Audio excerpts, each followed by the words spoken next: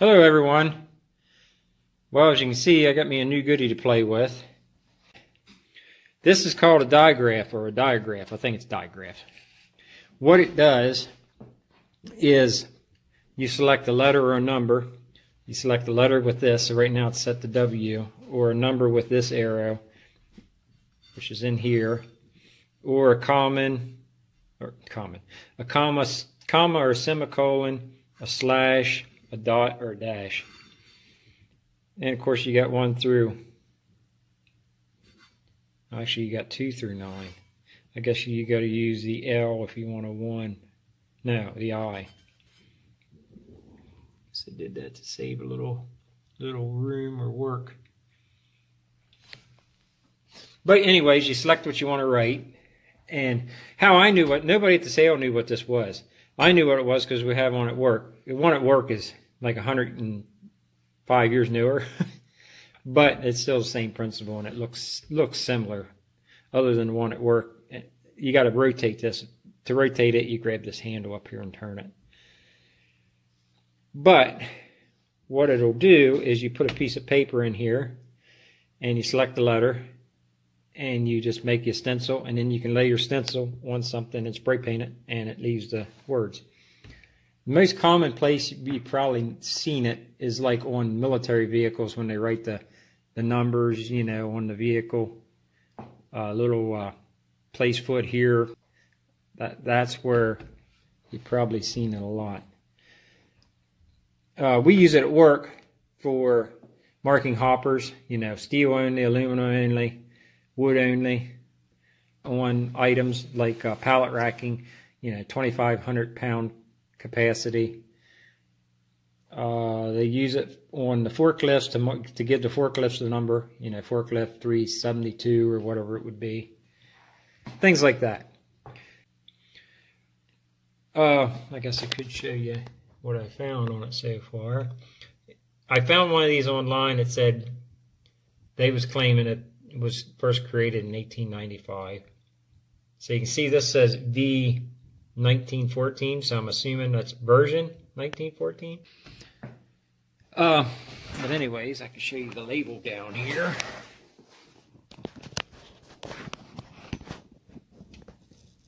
And it's the Diagraph company manufacturer, St. Louis, Missouri, and it says stencil paper, ink, brushes. Is that shippings?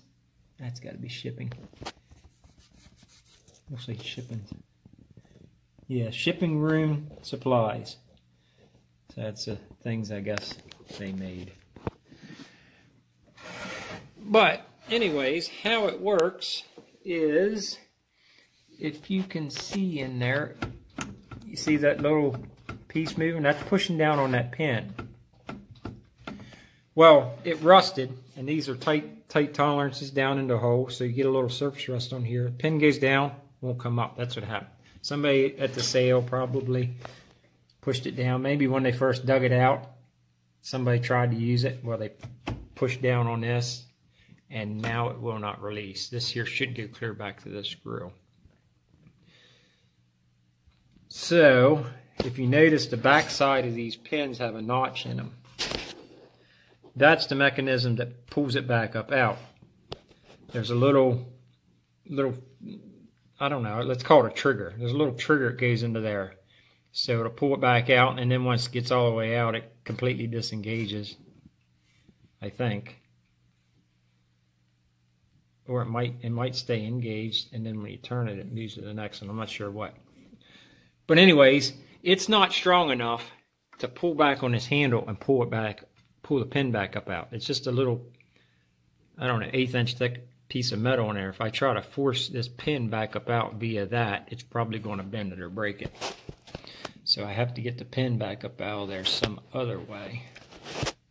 And I've soaked it down with Deep Creek sea foam. And so far I haven't had any luck, but I haven't really worked with it that much. I did loosen this up, and I've got this piece I can move it up and down. However, since that piece is engaged into this pin, it'll only move so far and stop. But I got looking at it and I found the underside. Let me flip this thing around here.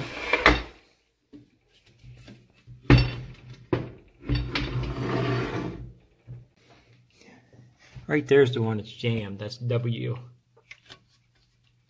tried taking these screws out to get this female part of the template. I figured if I could slide it out of the way, I could put a piece of plastic on that pin and beat it back up in.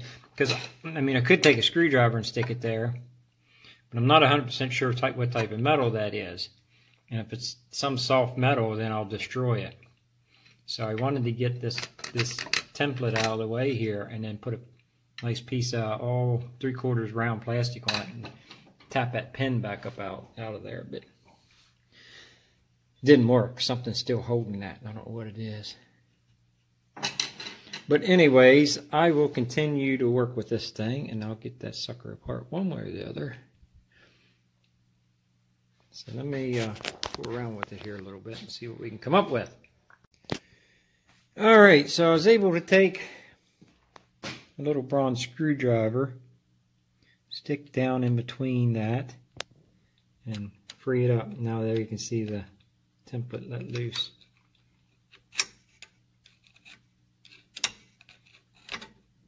So we can now begin the process of disassembling it without disassembling it to the point where I don't know how it goes back together.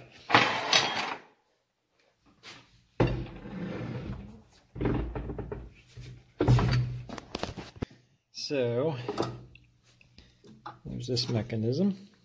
You see the wheels that guide the paper. It's going to need some oiling. And I don't think I can get this off of there with one hand. Alright. Now I can use both hands. One of them, one of these.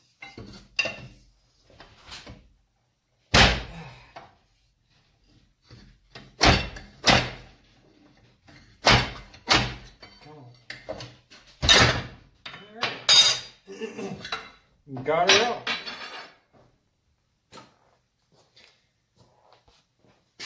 And there's what I was talking about. Get this on film so I got something to reference to when I tear it apart and get to put it back together. So there's how that all works. There's that little finger. Now you can really see it. That little piece of thin metal that engages into this slot right here. So I wasn't able to use it to pull it back up out. And I'm glad I didn't either, because I don't know if that's screwed on there or not. If I knowed what it was, if that plate's just screwed on there and replaceable, then I could have forced it up out, because if I'd have bent it, I could have just made a new one. It's a pretty simple part.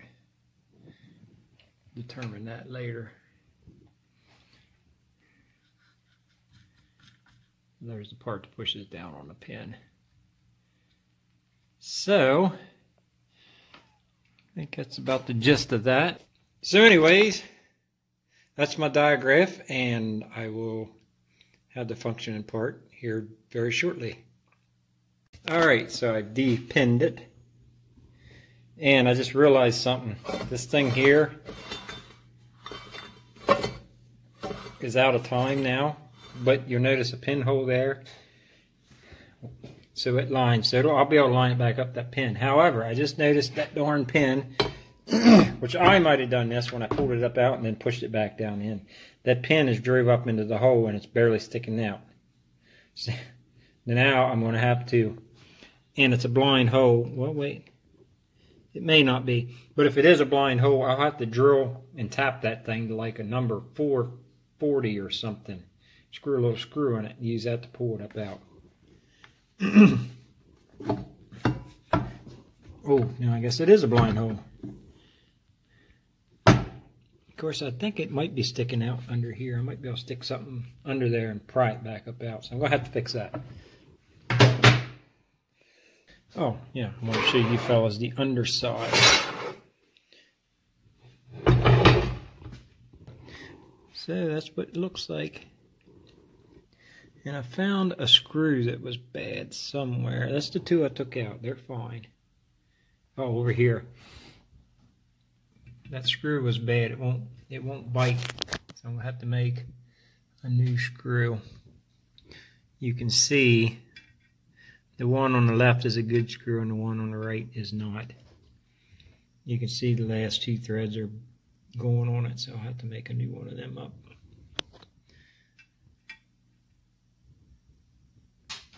So anyways, get that screw made and fixed. Get that letter back on there. I don't know how the second part comes off.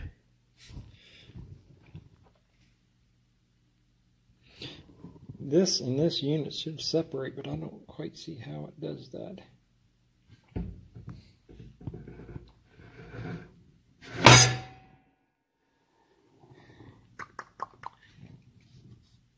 There's some old grease in there, people. 100-year-old grease. Look at that.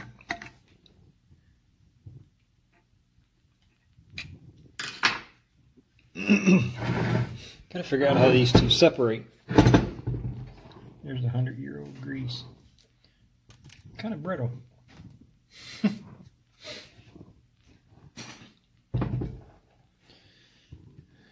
Oh,